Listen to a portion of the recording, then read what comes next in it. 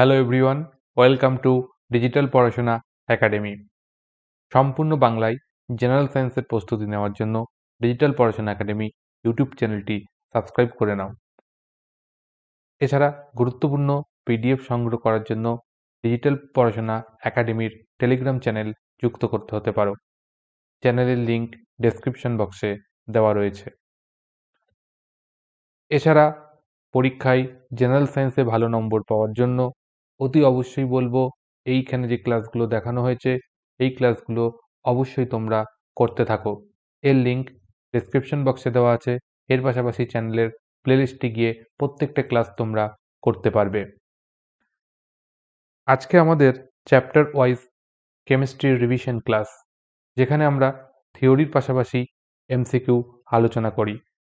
তো এই ক্লাসটা কিন্তু আপকামিং পরীক্ষার জন্য একটা রিভিশনের ক্ষেত্রে খুব গুরুত্বপূর্ণ ক্লাস।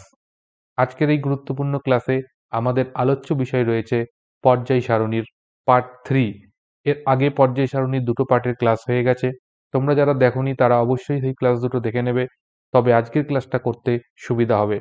আজকের ক্লাসে যে টপিকের ওপর আমরা পড়ব সেটা হচ্ছে মৌলসমূহের পর্যায়গত ধর্মগুলো আলোচনা করব। সেটার পর্যায়গত ধর্মগুলোর ট্রেন্ড কেমন আছে, অর্থাৎ কিভাবে পরিবর্তিত হয়, সেটা গ্রুপ বরাবর কিরম পরিবর্তিত হয়, পর্যায় বরাবর কিভাবে পরিবর্তিত হয়, সেই সমস্ত টপিকই আজকের ক্লাসের আলোচ্য বিষয়। তাহলে শুরু করা যাক আজকের ক্লাস। দেখো, মৌলসমূহের পর্যায়গত ধর্ম যেগুলো সেই সম্বন্ধে আগে পড়িয়ে দিয়েছি। আজকের ক্লাসে আমরা দেখব যে এগুলোর মধ্যে থেকে কিছু ধর্ম যেগুলো কিভাবে ট্রেন্ডে পরিবর্তিত হয়। তোমাদের কিন্তু পরীক্ষার জন্য ট্রেন্ডগুলো মনে রাখতে হবে, কোনটা কীভাবে পরিবর্তিত হয়। এবং অবশ্যই তোমাদের বলবো 1 থেকে 20 পর্যন্ত, পারলে 30 পর্যন্ত মৌলসমূহের পর্যায় সারণীতে অবস্থান একদম মুখস্থ করে ফেলো, তাতে তোমাদের সুবিধা হবে অ্যান্সার করার ক্ষেত্রে। তাহলে দেখো, প্রথম যে ধর্মটা নিয়েছি সেটা হচ্ছে পারমাণবিক ব্যাসার্ধ বা পরমাণুর আকার। এই পারমাণবিক ব্যাসার্ধ বা পরমাণুর আকার এটা কি হয়, যত পর্যায় বরাবর আমরা যদি বাঁ দিক থেকে ডান দিকে যেতে থাকি, বাঁ দিক থেকে লেফট হ্যান্ড সাইড থেকে রাইট হ্যান্ড সাইডের দিকে যাই। এখানে দেখতে পাচ্ছ যে লেফট হ্যান্ড সাইড থেকে এদিকটা হচ্ছে রাইট হ্যান্ড সাইড, এদিকে যদি যেতে থাকি তাহলে পারে আমরা দেখব পারমাণবিক ব্যাসার্ধ হ্রাস পাচ্ছে। কেন হ্রাস পাচ্ছে, কি বৃত্তান্ত, এই ক্লাসে সেই ডিটেলস আমি আলোচনা করব না, কারণ সময় অনেক বেশি লাগবে। তো হ্রাস পাচ্ছে শুধু এইটুকু মনে রাখো, তাহলেই কাজে দেবে। এবার পরীক্ষার সময় প্রশ্ন আসতে পারে যে লিথিয়াম থেকে যদি আমরা ফ্লোরিনের দিকে যাই তাহলে পারমাণবিক ব্যাসার্ধ কি হবে।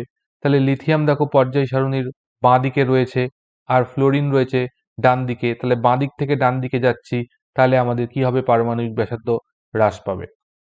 একই রকমভাবে যদি আমরা গ্রুপ বরাবর ওপর থেকে নিচের দিকে নামি, সেই ক্ষেত্রে পারমাণবিক ব্যাসার্ধ কি হবে, বৃদ্ধি পাবে। কারণ এটা বৃদ্ধি পাওয়ার কারণটা একটু বলে দিই, কারণ এটার থেকে পরীক্ষায় প্রশ্ন আসে। সেই জন্যই বলবো যে গ্রুপ বরাবর দেখো, প্রথম গ্রুপে যখন আছে তখন কক্ষপথ কোনটা আছে, কে কক্ষে আছে। দ্বিতীয় পর্যায়ে যখন রয়েছে তখন কিসে রয়েছে, এল। তারপরেরটা হচ্ছে এম। তাহলে কে, এল, এম এইভাবে পরস্পর নিচের দিকে নামছে। তাহলে কে কক্ষে যখন রয়েছে তখন কটা, একটা কক্ষপথ। এল কক্ষে যখন রয়েছে তখন দুটো কক্ষপথ। এম এ যখন রয়েছে তখন তিনটে কক্ষপথ। তাহলে এটা যদি নিউক্লিয়াস হয় তাহলে এটা হচ্ছে প্রথম কক্ষপথ, তারপরেরটা দ্বিতীয় কক্ষপথ, এটা তৃতীয় কক্ষপথ। তাহলে যত নিচের দিকে যাচ্ছে তত কি কক্ষপথের সংখ্যা বাড়ছে, সংখ্যা যত বাড়ছে তত কি হবে, দূরত্ব বৃদ্ধি পাচ্ছে, অর্থাৎ পরমাণুর আকার কি হচ্ছে, ক্রমশ বৃদ্ধি পেতে থাকছে। এখানে তোমাদের বলে রাখি, পরমাণুর আকার, পরমাণুর ব্যাসার্ধ এবং পারমাণবিক আয়তনও মোটামুটিভাবে একই ট্রেন্ড ফলো করে, অর্থাৎ বাঁ দিক থেকে ডান দিকে গেলে হ্রাস পায়, ওপর থেকে নিচে গেলে বৃদ্ধি পায়। নেক্সট টপিকে আমরা যাচ্ছি। এখানে বলা হয়েছে আয়নীয় ব্যাসার্ধ সমূহে। আয়নীয় ব্যাসার্ধ কি হচ্ছে, একটা ধরো মনে করো সোডিয়াম রয়েছে, সোডিয়াম থেকে যদি একটা ইলেকট্রন বেরিয়ে যায় তখন সোডিয়াম আয়নে পরিণত হয়। তাহলে এই সোডিয়াম যখন রয়েছে তখন এই সোডিয়ামের সর্ববহিস্থ কক্ষ যদি আমরা দেখি, ঠিক আছে, সোডিয়ামের যদি আমরা সর্ববহিস্থ কক্ষ নিয়ে আলোচনা করি তাহলে সর্ববহিস্থ কক্ষে যখন সোডিয়াম পরমাণু অবস্থায় রয়েছে একটা ইলেকট্রন থাকছে। তাহলে এখান থেকে এই ব্যাসার্ধটা অনেক যা মান হবে, যখন সোডিয়াম প্লাস চার্জে চলে গেছে তখন কি হয়ে গেছে, ওর বাইরের কক্ষপথের যে ইলেকট্রন সেটা বেরিয়ে গেছে। এখন শুধুমাত্র এই যে দ্বিতীয় কক্ষপথটা, এই কক্ষপথে তার 8খানা ইলেকট্রন রয়েছে। ঠিক এইভাবে 8টা ইলেকট্রন রয়েছে তার। তাহলে এইখানে এখন কি হয়েছে, একটা ইলেকট্রন বেরিয়ে যাওয়ার ফলে এখান থেকে এই ডিস্টেন্সটা তার কি হয়েছে, আগের তুলনায় কম হয়ে গেছে। তাহলে যখন মূল মৌলটা রয়েছে তা থেকে যখন ইলেকট্রন বেরোনোর ফলে ক্যাটায়নে পরিণত হচ্ছে, তখন তার কি হচ্ছে, ব্যাসার্ধ হ্রাস পাচ্ছে, অর্থাৎ ব্যাসার্ধ কম হচ্ছে। তাই জন্য বলছে দেখো, মূল পরমাণুর অপেক্ষায় ক্যাটায়নের ব্যাসার্ধ সর্বদা কম হয়। আশা করছি ক্লিয়ার। যে কোনো ক্যাটায়নের ক্ষেত্রে কিন্তু তার ব্যাসার্ধ মূল পরমাণুর থেকে কিন্তু কম হবে। এবার আরো একটা বিষয় হচ্ছে, এবার অ্যানায়নের ক্ষেত্রে দেখব। আমরা মনে করো অ্যানায়ন হিসাবে আমরা ক্লোরিনটাই নিই। ক্লোরিনের কি হয়, একটা ইলেকট্রন গ্রহণ করে Cl মাইনাস আয়নে পরিণত হয়। তাহলে এবার ক্লোরিনের ক্ষেত্রে যদি দেখি, তাহলে কি হচ্ছে, ক্লোরিনের এখানে এরকম ভাবে হচ্ছে, এটা হচ্ছে ক্লোরিনের মূল, লাস্টেরটাই আছে, 7খানা ইলেকট্রন রয়েছে। ঠিক এইবার যখন এর মধ্যে অতিরিক্ত একটা ইলেকট্রন প্রবেশ করছে, করার ফলে যখন সেটা অ্যানায়নে অ্যানায়নে পরিণত হচ্ছে, তখন কি হচ্ছে, তার সর্ববহিস্থ কক্ষে মোট 8খানা ইলেকট্রন হয়ে যাচ্ছে। এবার যখন 8খানা ইলেকট্রন হয়ে যাচ্ছে, তখন ইলেকট্রনের মধ্যে কি একটা বিকর্ষণ বলের সৃষ্টি হচ্ছে। তার ফলে কি হচ্ছে, তারা পরস্পর তারা কি করছে, দূরে সরে যেতে চাইছে। এই কারণের জন্য যখন Cl মাইনাস আয়নে পরিণত হচ্ছে ক্লোরিন, তখন তার কি হচ্ছে, ব্যাসার্ধ বৃদ্ধি পাচ্ছে। তাই বলছে মূল পরমাণু অপেক্ষায় অ্যানায়নের ব্যাসার্ধ সর্বদা বেশি হয়। তাহলে কারণটা বোঝা গেল। ক্যাটায়নের আধান বৃদ্ধির সঙ্গে আকার বৃদ্ধি পায়। তার মানে যদি এরকম থাকে Fe2+ আর Fe3+, যদি বলে এদের মধ্যে কোনটির আকার বড়, তাহলে কি হবে উত্তর, বলেছে ক্যাটায়নের আধান বৃদ্ধির সঙ্গে আকার হ্রাস পায়। তাহলে যখন +3 হয়ে গেল, তাহলে এটার ব্যাসার্ধটা কম হবে এটার তুলনায়, কারণ আধান এটাই 2 আছে, এটাই আধান +3 হয়েছে। তাহলে আধান বৃদ্ধি পেলে কি হচ্ছে, তাদের আকার হ্রাস পাচ্ছে। তাহলে এরকম পরীক্ষায় প্রশ্ন দিয়ে দিতে পারে, এরকম দুটো দিয়ে বলতে পারে কোনটার আকার বড় কোনটার আকার ছোট। এবং অ্যানায়নের ক্ষেত্রে কিন্তু ঠিক উল্টোটা ঘটবে, আকার কি হবে, বৃদ্ধি পাবে। এবার চলে আসছি ধাতব ধর্ম এবং অধাতব ধর্ম। বহুবার বলা হয়েছে যে গ্রুপ 1 এবং গ্রুপ 2 তে যে সমস্ত মৌলগুলো রয়েছে তাদেরকে আমরা সাধারণত বলে থাকি ধাতু, আর যেগুলো গ্রুপ আমাদের গ্রুপ 13 থেকে যে সমস্ত মৌলগুলো রয়েছে সেগুলোকে আমরা সাধারণত অধাতু বলে থাকি। তো অ সেই ক্ষেত্রে আমরা কি হচ্ছে, যদি বাঁ দিক থেকে আমরা ডান দিকে যেতে থাকি, তাহলে পারে কি হবে, ধাতব ধর্ম ক্রমশ হ্রাস পেতে থাকে। আবার যদি ঠিক উল্টোভাবে বলি, অধাতব ধর্ম সাপেক্ষে যদি বলি, তাহলে বাঁ দিক থেকে ডান দিকে যখন যাব তখন অধাতব ধর্ম বৃদ্ধি পাবে। আবার গ্রুপ বরাবর যখন ওপর থেকে নিচের দিকে নামছি, তখন কি হবে, ধাতব ধর্ম বৃদ্ধি পাবে এবং অধাতব ধর্ম হ্রাস পাবে। তো এখানেও তোমাদেরকে এই ক্রমগুলো কিন্তু মনে রাখতে হবে। অবশ্যই গ্রুপ 1 এর লিথিয়াম থেকে যে ক্রমটা শুরু হচ্ছে সেই ক্রমটা তোমাদের মনে রাখতে হবে। একই রকমভাবে এই পর্যায় বরাবর দ্বিতীয় পর্যায় এবং তৃতীয় পর্যায়, এই দুটো পর্যায়ের মৌলগুলোকে একটু তোমরা খেয়াল করবে যে কোনটা ধাতব ধর্ম হ্রাস এবং বৃদ্ধির ক্রমটা কি হচ্ছে, এই বিষয়গুলো কিন্তু একটু খেয়াল করে রাখতে হবে। এবার আসছে জারণ বিজারণ ক্ষমতা। তাহলে জারণ ক্ষমতা কার থাকে, যার জারণ ক্ষমতা আছে তাকে আমরা জারক পদার্থ বলি। তাহলে জারক পদার্থ আমরা কাকে বলি, যে নিজে বিজারিত হয়, অন্যকে জারিত করে। তাহলে নিজে যদি বিজারিত হয়, তার মানে সে কি করছে, বিজারণ মানে সে ইলেকট্রন গ্রহণ করছে, ইলেকট্রন গ্রহণ করে সে বিজারিত হয়। তাহলে যে ইলেকট্রন গ্রহণ করে সেই হচ্ছে জারক পদার্থ, অর্থাৎ জারক পদার্থ ইলেকট্রন গ্রহণ করে, বিজারক পদার্থ ইলেকট্রন ত্যাগ করে। তাহলে আমরা একটা পর্যায় বরাবর যত ডান দিক থেকে বাঁ দিকে যাচ্ছি, তত কি হচ্ছে, ব্যাসার্ধ ছোট হচ্ছে। ব্যাসার্ধ যদি ছোট হয় তাহলে তার ইলেকট্রন গ্রহণ করার ক্ষমতা বৃদ্ধি পাবে, কারণ নিউক্লিয়াসের আকর্ষণ বলটা বেশি থাকবে ইলেকট্রনের প্রতি। তাই যত আমরা বাঁ দিক থেকে ডান দিকে যেতে থাকবো তত ইলেকট্রন গ্রহণের টেন্ডেন্সি বৃদ্ধি পাবে, আর ইলেকট্রন গ্রহণের টেন্ডেন্সি বৃদ্ধি পেলেই সেটি জারক পদার্থ হিসাবে কাজ করবে। অর্থাৎ যত আমরা বাঁ দিকে যাচ্ছি, বাঁ দিক থেকে ডান দিকে যাচ্ছি, তত আমরা দেখতে পাবো মৌলগুলোর ইলেকট্রন গ্রহণের প্রবণতা বেশি, অর্থাৎ তাদের জারণ ক্ষমতা বেশি। আর তাই আমরা বলতে পারি যে বাঁ দিক থেকে যত ডান দিকে যাব তত কি হবে, জারণ ক্ষমতা বৃদ্ধি পাবে। আর জারণ ক্ষমতা বৃদ্ধি পেলে কি হবে, তার উল্টো বিজারণ ক্ষমতা হ্রাস পাবে। একই রকম ভাবে গ্রুপ বরাবর যদি ওপর থেকে নিচের দিকে যায় তাহলে কি হবে, জারণ ক্ষমতা হ্রাস পায় আর বিজারণ ক্ষমতা কি বৃদ্ধি পায়। আয়নন বিভব।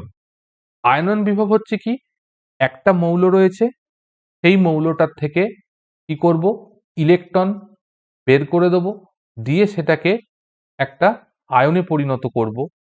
এর জন্য যে পরিমাণ শক্তি দরকার সেইটাকেই আমরা বলি আয়নন বিভব। তাহলে একটা মৌল থেকে ইলেকট্রন বের করে তাকে আয়নে পরিণত করতে হচ্ছে, তার জন্য আমাদের কিছু শক্তি দিতে হচ্ছে। তাই এই যে শক্তি দিতে হচ্ছে সেটাকেই বলা হচ্ছে আয়নন বিভব। তা আয়নন বিভব হচ্ছে একটা কি তাপ শোষক বিক্রিয়া। তাই জন্য এই প্রক্রিয়ার কিন্তু এর মানটা, শক্তির মানটা হচ্ছে সবসময় কি হয়, ধনাত্মক নেওয়া হয়। এবং আয়নন বিভবের একক ইলেকট্রন ভোল্ট এককে সেটাকে কিন্তু পরিমাপ করি শক্তিটাকে, বা কিলো ক্যালোরি পার মোল এই এককেও আমরা পরিমাপ করে থাকি। এখানে এই আয়নন বিভব কি কি বিষয়ের ওপর নির্ভর করে সেই বিষয়ের ওপর কিন্তু একটা দিয়ে দিয়েছি যে কি কি বিষয়ের ওপর এটা নির্ভরশীল। তা আয়নন বিভব নির্ভর করে কি, পরমাণুর আকারের ওপর, কেন্দ্রের আধানের পরিমাণের ওপর, অভ্যন্তরীণ কক্ষসমূহের আবরণী ক্ষমতা, কক্ষের ভেদন ক্ষমতা, অর্ধপূর্ণ এবং পরিপূর্ণ উপকক্ষের প্রভাব এবং সর্ববহিস্থ কক্ষের ইলেকট্রন বিন্যাস। তার মধ্যে সবথেকে মোস্ট ইম্পর্টেন্ট হচ্ছে এই পয়েন্টটা, অর্ধপূর্ণ এবং পরিপূর্ণ উপকক্ষ। এটাই হচ্ছে কিন্তু পরমাণুর সুস্থিতি নির্ভর করে। যদি কোনো পরমাণুর ইলেকট্রন বিন্যাস হাফ ফিল্ড অবস্থায় থাকে, মানে অর্ধপূর্ণ অবস্থায় থাকে, সেটা স্টেবল হয়, এবং যদি পরিপূর্ণ অবস্থায় থাকে তাহলে পরে সেটা কিন্তু স্টেবল হয়। তা এই দুটো কারণে পরমাণুর যেহেতু সুস্থিত হয়, আর এটার ওপর ভিত্তি করেই কিন্তু মেনলি আয়নন বিভবটা নির্ভর করবে। এবার আমরা এখানে পর্যায়গত ট্রেন্ডটা যদি দেখি, তাহলে পর্যায় বরাবর যদি আমরা বাঁ দিক থেকে ডান দিকে যেতে থাকি তাহলে আমরা দেখব আয়নন বিভবের মান বৃদ্ধি পাচ্ছে ইন জেনারেল ট্রেন্ড। আর যদি গ্রুপ বরাবর ওপর থেকে নিচের দিকে যাই তাহলে দেখব মানটা হ্রাস পাচ্ছে, কারণ যত বাঁ দিক থেকে ডান দিকে যাচ্ছি তত পরমাণুর আকার ছোট হচ্ছে, অর্থাৎ ইলেকট্রন ছেড়ে দেওয়ার প্রবণতা তত কম। তাই জন্য কি হবে, তাকে বেশি পরিমাণ হিট দিতে হবে বা শক্তি দিতে হবে যাতে ওই ইলেকট্রন বেরিয়ে যায়, তাই জন্য বৃদ্ধি পায়। তো এই যে বেড়ে যাওয়া এই ঘটনাটার মধ্যে কিন্তু আবার আমরা কিছু ব্যতিক্রম লক্ষ্য করি। সেই ব্যতিক্রমের মধ্যে প্রথমটা রয়েছে, বেরিলিয়ামের আয়নন বিভব বোরনের আয়নন বিভবের থেকে বেশি হয়।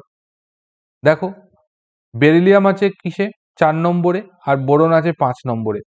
তাহলে হওয়া উচিত ছিল কি, বেরিলিয়ামের কম হওয়া উচিত ছিল, বোরনের বেশি হওয়া উচিত ছিল, কিন্তু সেটা হয় না। তার কারণ এই যে বেরিলিয়াম, বেরিলিয়াম হচ্ছে কি আছে, 2s কক্ষপথ, দুটো ইলেকট্রন দ্বারা পরিপূর্ণ থাকে। আর বোরন কি হয়, বোরনের যে ইলেকট্রন বিন্যাস সেখানে আমরা দেখব 1s2 2s2 2p1 অবস্থায় থাকে।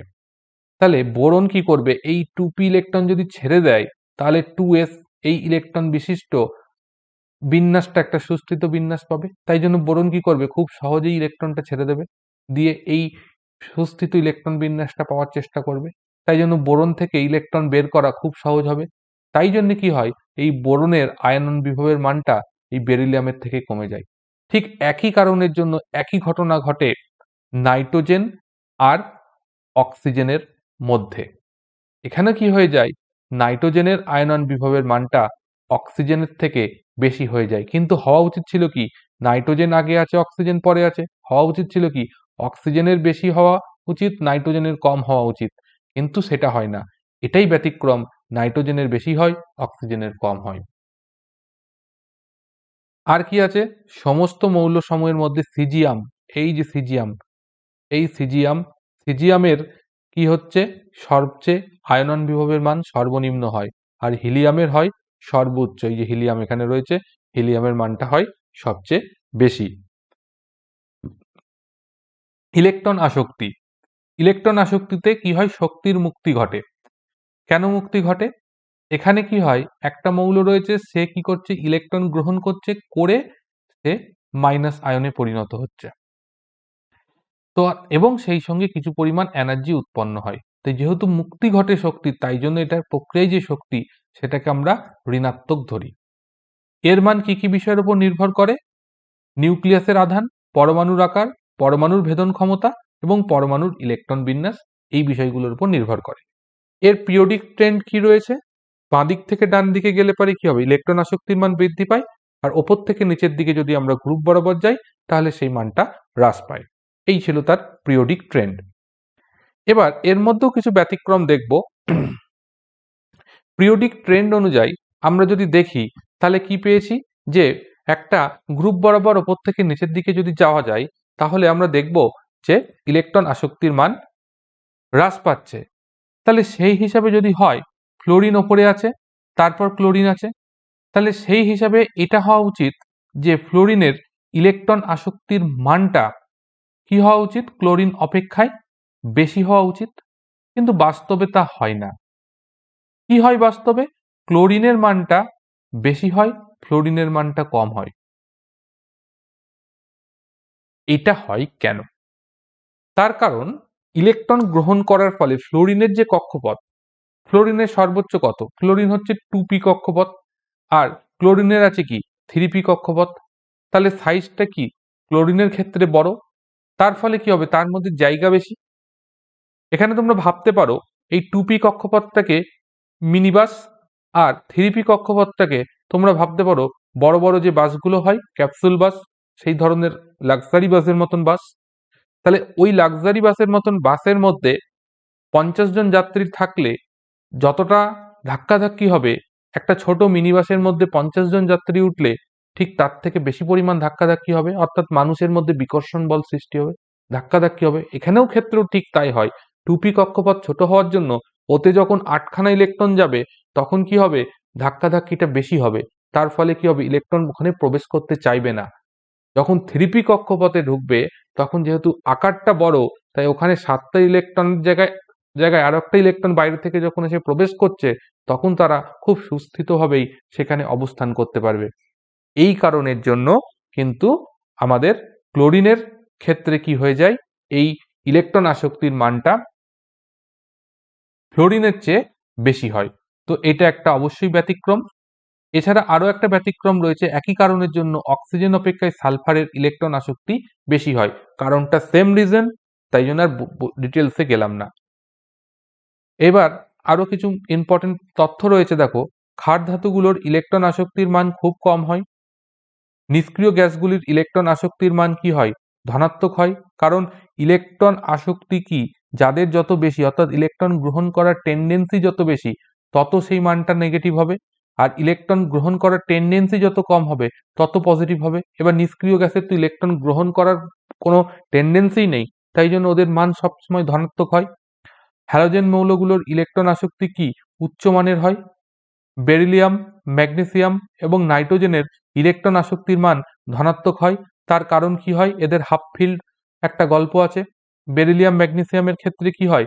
যে NS2 অবস্থায় থাকে, আর নাইট্রোজেনের ক্ষেত্রে যেটা হয় সেটা হচ্ছে কি নাইট্রোজেনের ক্ষেত্রে হয় যেটা, সেটা হচ্ছে 2p3 এই অবস্থায় থাকে। তাই এটাও হাফ ফিল্ড অবস্থা, এটা ফুল ফিল্ড অবস্থায় থাকে।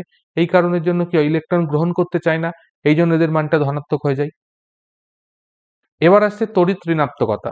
তড়িৎ ঋণাত্মকতা হচ্ছে কি, ধরো মনে করো একটা বন্ধনে দুটো যৌগ আবদ্ধ অবস্থায় রয়েছে। এবার এই বন্ধন গঠনের জন্য দুখানা ইলেকট্রন দিয়ে বন্ড গঠিত হয়েছে। এবার যে মৌলটা এই দুজনের মধ্যে যার তড়িৎ ঋণাত্মকতার মান বেশি হবে, সে কি করবে? এই বন্ধন গঠনের যে ইলেকট্রন জোড়কে তার নিজের দিকে টেনে নেবে। যদি এর টেনে নেয়, তাহলে এর তড়িৎ ঋণাত্মকতা বি অপেক্ষায় বেশি হয়।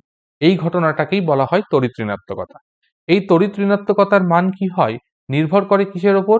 মৌলের পরমাণু ক্রমাঙ্ক, নিউক্লিয়াসের মোট পজিটিভ চার্জ, পরমাণুর কক্ষ সংখ্যা, পরমাণুর জারণ অবস্থা এবং পরমাণুর ইলেকট্রন আসক্তি। এই মানগুলোর ওপর কিন্তু এই মানটা নির্ভর করে। এর পিরিয়ডিক টেন্ট কি আছে? পিরিয়ডিক টেন্ট একই রকম, সেটা হচ্ছে কি, তড়িৎ ঋণাত্মকতা বাঁ দিক থেকে ডান দিকে গেলে বৃদ্ধি পাবে, ওপর থেকে নিচের দিকে যদি গ্রুপ বরাবর নামি সেক্ষেত্রে হ্রাস পায়। এবার এখানে একটা চার্টের মধ্যে এই সমস্ত পর্যায়গত ধর্ম সম্বন্ধে দিয়ে দেওয়া হয়েছে। এই চার্টটা মনে রাখার ক্ষেত্রে তোমাদেরকে বলবো একটাই জিনিস মনে রাখো, সেটা হচ্ছে পারমাণবিক ব্যাসার্ধ, পারমাণবিক আকার, পারমাণবিক আয়তন এর মান একমাত্র পর্যায় বরাবর বাঁ দিক থেকে ডান দিকে গেলে হ্রাস পায়, আর বাদবাকি অন্য সমস্ত ধর্মের ক্ষেত্রে সেই মানটা বৃদ্ধি পায়। কেবলমাত্র এর পাশাপাশি মনে রাখবে ধাতব ধর্ম এটা পড়বে না, আর যেটা পড়বে না সেটা বিজারণ ক্ষমতা পড়বে না। কারণ অধাতব ধর্মের মানটা যদি পড়ো তাহলে ধাতব ধর্মের মানটা ঠিক তার উল্টোটা হয়। অধাতব ধর্ম কি হয়? বৃদ্ধি পায়, তাহলে ধাতব ধর্ম কি হবে? হ্রাস পাবে। একই রকম ভাবে জারণ ক্ষমতার মান যদি বৃদ্ধি পায় তাহলে বিজারণ ক্ষমতার মান কি? হ্রাস পায়। তাহলে আমরা জারণ ক্ষমতা যদি পড়ি বিজারণটা মুখস্থ হয়ে যাবে, তাই বিজারণটা আলাদা করে পড়ার দরকার নেই। তাই এই চ্যাটে আমি বলবো যেটা বিজারণ ক্ষমতা পড়ার দরকার নেই, আর পড়ার দরকার নেই যেটা, সেটা হচ্ছে ধাতব ধর্ম সম্বন্ধে পড়ার দরকার নেই। তাছাড়া বাদবাকি যেগুলো রয়েছে প্রত্যেকটারই কিন্তু পর্যায় বরাবর যদি বাঁদিক থেকে ডান দিকে যাই তাহলে সব ধর্মগুলোর কি ট্রেন্ড বৃদ্ধি পায়, আর শ্রেণী বরাবর ওপর থেকে যদি নিচে যাই তাহলে হ্রাস পায়। কেবলমাত্র পারমাণবিক ব্যাসার্ধ, পারমাণবিক আকার এবং পারমাণবিক আয়তন এটাই কিন্তু ব্যতিক্রমীভাবে বাঁদিক থেকে ডান দিকে গেলে হ্রাস পায়, আর গ্রুপ বরাবর ওপর থেকে নিচে আসলে কি হয়? বৃদ্ধি পায়। এখানে আরো কিছু গুরুত্বপূর্ণ তথ্য দেওয়া আছে। সন্ধিগত ধাতব আয়ন প্যারাম্যাগনেটিক ধর্ম প্রদর্শন করে। ফেরোম্যাগনেটিক ধর্ম দেখায় লোহা, নিকেল, কোবাল্ট, এরা হচ্ছে চুম্বক দ্বারা আকর্ষিত হয় এই ধর্ম। তড়িৎ ঋণাত্মকতা সর্বোচ্চ হয় ফ্লোরিনের, তড়িৎ ঋণাত্মকতা সর্বনিম্ন হয় ফ্রান্সিয়ামের। ইলেকট্রন আসক্তি সর্বোচ্চ হয় কার? ক্লোরিনের। পর্যায় সারণীর তরল অধাতু হচ্ছে ব্রোমিন, আর তরল ধাতু হচ্ছে পারদ। পৃথিবী পৃষ্ঠে সবচেয়ে বেশি পরিমাণে পাওয়া মৌল হচ্ছে অক্সিজেন, আর ধাতু যদি বলে তাহলে সেটা অ্যালুমিনিয়াম। প্রকৃতিতে প্রাপ্ত সবচেয়ে ভারী মৌল হচ্ছে অসমিয়াম, অসমিয়াম OS, এটা হচ্ছে সংকেত অসমিয়াম, এটা হচ্ছে সবচেয়ে ভারী ধাতু। আর সবচেয়ে শক্তিশালী জারক পদার্থ যেটা, সেটা হচ্ছে ফ্লোরিন। তো এই হচ্ছে আজকের থিওরি ছিল। এবার আমরা আজকের এখান থেকে কি কি ধরনের প্রশ্ন আসতে পারে এবং যেগুলো প্রিভিয়াস ইয়ারের পরীক্ষায় এসেছে সেই কোশ্চেনগুলো দেখে নেব। নিম্নলিখিতগুলির মধ্যে কোন মৌলটির আকার সবচেয়ে বড় হবে? তাহলে তোমাদের বলে দিচ্ছি 1 থেকে 20 পর্যন্ত প্রত্যেকটা মৌল, পারলে 30 পর্যন্ত, দরকার নেই 20 পর্যন্তই। প্রত্যেকটা মৌলের পর্যায় সারণীতে অবস্থান খুব ভালোভাবে মুখস্থ করে ফেলো, খুব কাজে দেবে পরীক্ষায়, কারণ পর্যায় সারণী একটা ইম্পর্টেন্ট চ্যাপ্টার। তাহলে এখানে আমরা দেখছি এই মৌলগুলো কোন পর্যায়ে রয়েছে। এই মৌলগুলো অবস্থান করছে 3 নম্বর পর্যায়ে। তাহলে 3 নম্বর পর্যায়ে আমরা যদি দেখি অ্যালুমিনিয়াম আছে গ্রুপ 13-এ। অ্যালুমিনিয়ামের পর কে আছে?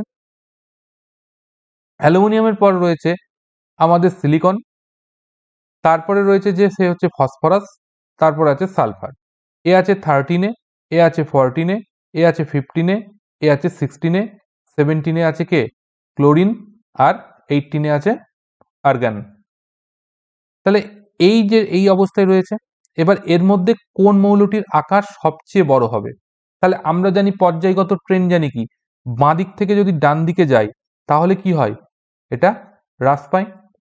তাই এটা যদি বাঁ দিক থেকে ডান দিকে গেলে হ্রাস পায় তাহলে পরে আমরা দেখতে পাচ্ছি যে অ্যালুমিনিয়াম এর সাইজ সব থেকে বড় হবে, কারণ এ সব থেকে বেশি বাঁ দিকে অবস্থান করছে এই মৌলগুলোর মধ্যে, গিভেন মৌলগুলোর মধ্যে। তাহলে অ্যালুমিনিয়াম হয়ে যাবে আমাদের সঠিক উত্তর। বোঝা গেছে? পটাশিয়ামের পারমাণবিক ব্যাসার্ধ সোডিয়ামের থেকে কি হবে? তাহলে এখানে ক্ষেত্রে আমরা কি বলবো? বলেছি ক্ষার ধাতুগুলোর ট্রেন্ড মনে রাখতে হবে। লিথিয়াম, সোডিয়াম, তারপর আছে পটাশিয়াম। এটা আছে দ্বিতীয় পর্যায়, এটা আছে তৃতীয় পর্যায়, এটা আছে চতুর্থ পর্যায়। তাহলে ওপর থেকে নিচের দিকে নামলে কি হবে? ব্যাসার্ধ বৃদ্ধি পাবে। এটা যদি বৃদ্ধি পায় তাহলে সোডিয়াম অপেক্ষায় পটাশিয়ামের পারমাণবিক ব্যাসার্ধ কি হবে? সোডিয়ামের থেকে বড় হবে, অর্থাৎ বেশি হবে। অপশন বি হয়ে যাবে সঠিক উত্তর। কোনো পরমাণুর তড়িৎ ঋণাত্মকতা কি পরিমাপ করে? তাহলে তড়িৎ ঋণাত্মকতা এটাই পরিমাপ করে যে ইলেকট্রনকে আকর্ষণ করার ক্ষমতা। তাহলে সেটা আমাদের সঠিক উত্তর হয়ে যাবে কি? Option D. নিম্নলিখিত মৌলগুলির মধ্যে কোনটি বৃহত্তম? তাহলে এই যে নিম্নলিখিত মৌলগুলোর মধ্যে এর মধ্যে কোনটা বৃহত্তম হবে? হাইড্রোজেন গ্রুপ 1-এ অবস্থান করছে, পর্যায় সারণীর 1-এ রয়েছে। এবার হাইড্রোজেনকে আমরা বাতিলের খাতায় ফেলে দিলাম, কারণ এটা 1 নম্বর গ্রুপে আছে। তার মানে অবভিয়াসলি এর আকার বড় হবে না, ছোট হবে। তার তুলনায় এই প্রত্যেকটা মৌলই দ্বিতীয় পর্যায়ে অবস্থান করছে। তাহলে লিথিয়াম আছে গ্রুপ 1-এ, অক্সিজেন যেটা সে রয়েছে গ্রুপ 16-এ, আর ফ্লোরিন আছে 17-এ, এই অবস্থায় রয়েছে। তাহলে এরা হচ্ছে দ্বিতীয় পর্যায়ে প্রত্যেকে রয়েছে। হাইড্রোজেন যেহেতু প্রথম পর্যায়ে, তাই ওর আকার ছোট হবে, ওই জন্য বাতিল। তাহলে এবার এদের মধ্যে থেকে কি জানি, এদিকে যারা আসবে তত কি হবে? হ্রাস পাবে। তাহলে লিথিয়াম একমাত্র বাঁ দিকে আছে, তাই লিথিয়ামের আকারটাই কি হবে? বড় হবে। তাই অপশন সি হবে সঠিক উত্তর। নিম্নলিখিত মৌলগুলির মধ্যে কোনটির তড়িৎ ঋণাত্মকতা সর্বোচ্চ? তড়িৎ ঋণাত্মকতা সর্বোচ্চ আমি তথ্য দিয়ে দিয়েছি, সেই হিসাবে তোমরা সহজেই বলে দেবে যে এটার ক্ষেত্রে উত্তর যেটা হবে সেটা হচ্ছে আমাদের ফ্লোরিন। ফ্লোরিনের তড়িৎ ঋণাত্মকতা সর্বোচ্চ হয়। আয়নন বিভব নাইট্রোজেনের অক্সিজেনের ড্যাশ হয়, যেটা আয়নন বিভবের একটা ব্যতিক্রম। নাইট্রোজেনের কি হয়? অক্সিজেন অপেক্ষায় বেশি হয়। তাহলে অপশন এ হয়ে যাবে সঠিক উত্তর। নিম্নলিখিতগুলির মধ্যে কোনটি শ্রেণী বরাবর ওপর থেকে নিচে নামলে বৃদ্ধি পায় না? তাহলে শ্রেণী বরাবর ওপর থেকে নিচে নামলে কোনটি বৃদ্ধি পায় না? চার্ট দেওয়া আছে, চার্ট থেকে ভালো করে পড়বে। ওপর থেকে নিচে নামলে বৃদ্ধি পায় না পারমাণবিক ব্যাসার্ধ, ওপর থেকে যত নিচের দিকে নামবো মান বৃদ্ধি পায়। ধাতব ধর্ম বৃদ্ধি পায়, কক্ষপথের সংখ্যা সেটাও বৃদ্ধি পায় ওপর থেকে নিচে নামলে। একমাত্র যোজ্যতা যে ওপর থেকে নিচের দিকে নামলে বৃদ্ধিও পায় না, হ্রাসও পায় না, অর্থাৎ যোজ্যতার কিন্তু একই গ্রুপে কোনো মৌলের যোজ্যতার কোনো পরিবর্তন হয় না। আধুনিক পর্যায় সারণীতে অ্যালুমিনিয়ামের সঙ্গে কোন মৌলটির কর্ণ সম্পর্ক রয়েছে? আগের দিনের ক্লাসের এটা আছে, নোটসটা দেওয়া আছে, ক্লাসটা দেখে নেবে। তাহলে অ্যালুমিনিয়াম এর সঙ্গে কার কর্ণ সম্পর্ক রয়েছে? তা অ্যালুমিনিয়ামের সঙ্গে যার কর্ণ সম্পর্ক রয়েছে সে হচ্ছে বেরিলিয়াম। অধাতব চরিত্র বৃদ্ধি পায়। অধাতব চরিত্র বৃদ্ধি পায়, যেটার উদাহরণটা পড়ানোর সময় বলছিলাম, ওই ধরনের প্রশ্ন আসে। অধাতব চরিত্র তাহলে কার ক্ষেত্রে বৃদ্ধি পাবে? আমরা এখানে দেখতে পাচ্ছি যে সোডিয়াম থেকে যদি ক্লোরিনের দিকে যায় তাহলে অধাতব চরিত্র বৃদ্ধি পায়, কারণ বাঁ দিক থেকে ডান দিকে যাচ্ছি, সোডিয়াম থেকে ক্লোরিনে যাওয়ার অর্থ। হ্যালোজেন মৌলগুলির মধ্যে কোনটির ইলেকট্রন আসক্তি সবচেয়ে বেশি হয়? তাহলে হ্যালোজেন মৌলগুলির মধ্যে ইলেকট্রন আসক্তি কোনটির বেশি হয়? সেটা আমরা বলেই দিয়েছি, ক্লোরিনের ইলেকট্রন আসক্তি সবচেয়ে বেশি হয়, কারণও বলে দিয়েছি। আয়নন বিভব নির্ভর করে মৌলটির কোন বিষয়ের ওপর? কেন্দ্রীয় চার্জ, আবরণী ক্ষমতা, পারমাণবিক ক্রমাঙ্ক, না সুস্থিত ইলেকট্রন বিন্যাস? তাহলে অবশ্যই আমি বলবো এই প্রত্যেকটার ওপরই কিন্তু আয়নন বিভবের মান নির্ভর করে, কিন্তু তার মধ্যে সবচাইতে বেশি নির্ভর করে যেটা, সেটা সুস্থিত ইলেকট্রন বিন্যাস। তাই এই ক্ষেত্রে আমাদের উত্তর নিতে হবে অপশন ডি। একটি মৌল এক্স অক্সাইড গঠন করে X2O3, তবে এক্স মৌলটি কোন গ্রুপে অবস্থান করবে? তাহলে X2O3 এটা যদি মৌলটা হয়, তাহলে এই মৌলের এই যৌগটা যদি হয়, তাহলে এই যৌগে এক্স এর যোজ্যতা কত? পড়িয়ে দিয়েছি ভালো করে, ক্লাস করানো আছে। তাহলে এক্স এর যোজ্যতা হবে কত? 3। তাহলে এক্স এর যোজ্যতা যদি 3 হয়, তাহলে এক্স কি ধরনের আয়ন ফর্ম করবে? এই আয়ন ফর্ম করবে, X3+। এটা কারা তৈরি করতে পারে? যারা গ্রুপ 13-এ যে সমস্ত মৌলগুলো রয়েছে তারা এই 3 যোজ্যতা প্রদর্শন করে। তাহলে গ্রুপ 13-এ যে যৌগ রয়েছে, তাহলে এটা কোনখানে থাকবে? 13-এ থাকবে। এরা +3 যোজ্যতা প্রদর্শন করে। এরম উদাহরণ হচ্ছে অ্যালুমিনিয়াম একটা উদাহরণের। নিম্নলিখিত মৌলগুলির মধ্যে কোনটির গলনাঙ্ক এবং স্ফুটনাঙ্ক সবচেয়ে বেশি হবে? তাহলে নিম্নলিখিতগুলির মধ্যে তোমরা অবশ্যই করে মনে রাখবে যে টাংস্টেন এর গলনাঙ্ক স্ফুটনাঙ্ক সবথেকে বেশি হবে, যার জন্য বাল্বের ভেতর কিন্তু টাংস্টেনের ওয়্যার ইউজ করা হয়। নিম্নলিখিতগুলির মধ্যে কোনটি ধাতুর বৈদ্যুতিক রোধের সঠিক ক্রম? তাহলে বৈদ্যুতিক রোধের সঠিক ক্রম হচ্ছে যেটা হবে সেটা হচ্ছে অপশন বি। এটা হচ্ছে Hg, অর্থাৎ আমাদের মার্কারি রয়েছে সেটার রোধ সবচাইতে বেশি, তারপর হচ্ছে নিকেল, তারপর রয়েছে টাংস্টেন এবং তারপর আছে সিলভার। সিলভারের হচ্ছে সবচাইতে কম রোধ, যার জন্য সিলভারের মধ্যে দিয়ে কিন্তু তড়িৎ প্রবাহ বেশি মাত্রায় হয়। নিম্নলিখিতগুলির মধ্যে কোনটির ইলেকট্রন আসক্তি সবচেয়ে কম? তাহলে ইলেকট্রন আসক্তি সবচেয়ে কম হয় অপশন এ, সিজিয়ামের। কারণ এ হচ্ছে আমি দেখিয়ে দিয়েছি পর্যায় সারণীতে, সেই কারণের জন্য। নিম্নলিখিতগুলির মধ্যে কোনটি সর্বদা বৃদ্ধি পায় গ্রুপ বরাবর ওপর থেকে নিচের দিকে গেলে? তাহলে গ্রুপ বরাবর ওপর থেকে নিচের দিকে গেলে এই ধর্মগুলির মধ্যে কোনটি সর্বদা বৃদ্ধি পাবে? তাহলে সর্বদা বৃদ্ধি পাবে কোনটা? গ্রুপ বরাবর ওপর থেকে নিচের দিকে যদি যায় তাহলে সর্বদা বৃদ্ধি পাবে কোন ধর্মটা? জারণ ক্ষমতা, তড়িৎ ঋণাত্মকতা, ইলেকট্রন আসক্তি এবং ধাতব ধর্ম। তাহলে গ্রুপ বরাবর ওপর থেকে নিচের দিকে গেলে বৃদ্ধি পায় যেটা, সেটা হচ্ছে আমাদের ধাতব ধর্ম। আর বাদবাকি প্রত্যেকটাই কি হয়, ওপর থেকে নিচের দিকে যদি আমরা যেতে থাকি সেক্ষেত্রে হ্রাস পেতে থাকে। একটি গ্রুপের পারমাণবিক ব্যাসার্ধ বৃদ্ধি পায় কারণ ড্যাশ প্রতিনিয়ত বৃদ্ধি পায়। তাহলে গ্রুপ বরাবর ওপর থেকে যত নিচের দিকে যেতে থাকবো, পর্যায় পরিবর্তনের সঙ্গে সঙ্গে কিন্তু আমরা দেখব কি একটা করে নতুন ইলেকট্রনীয় কক্ষপথ যুক্ত হচ্ছে। তো ইলেকট্রনীয় কক্ষপথ যুক্ত হলে সে তাদের কি হবে, কক্ষপথ সংখ্যা পরিবর্তন হচ্ছে, সেই কারণের জন্য বৃদ্ধি পায়। অধাতব ধর্ম বৃদ্ধির সঠিক ক্রম কোনটি? তাহলে অধাতব ধর্ম বৃদ্ধির সঠিক ক্রম কোনটা হবে?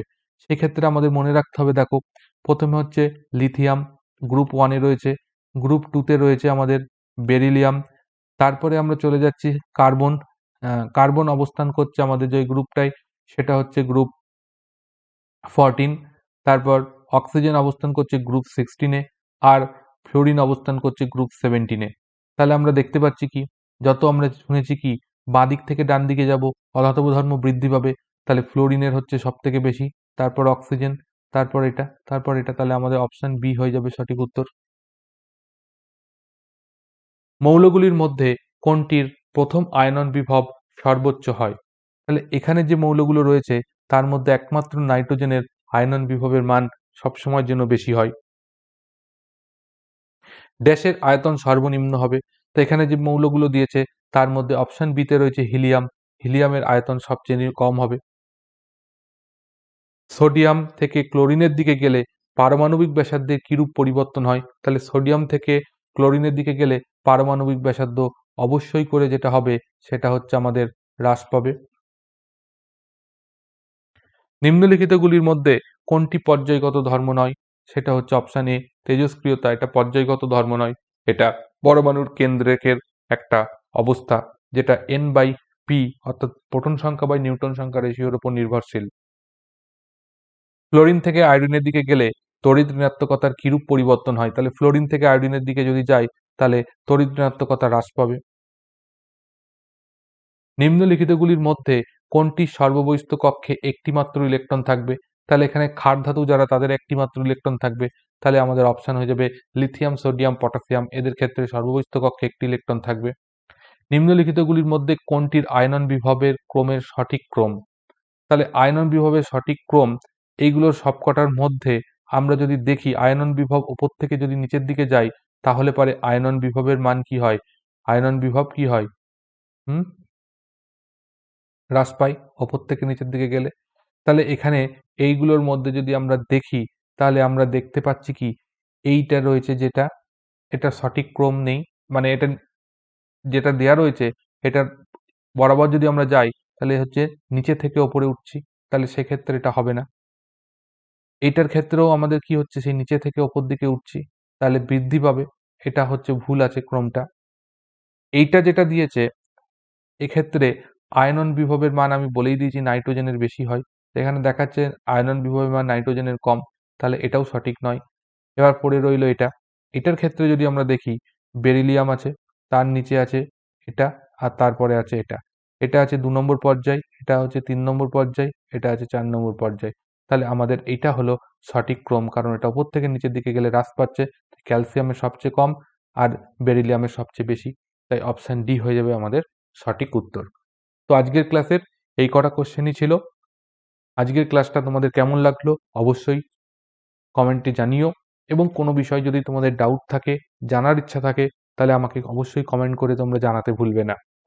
এবং ক্লাসটা ভালো লাগলে অবশ্যই করে বলবো তোমরা একটা লাইক করো, লাইক করতে পয়সা লাগে না।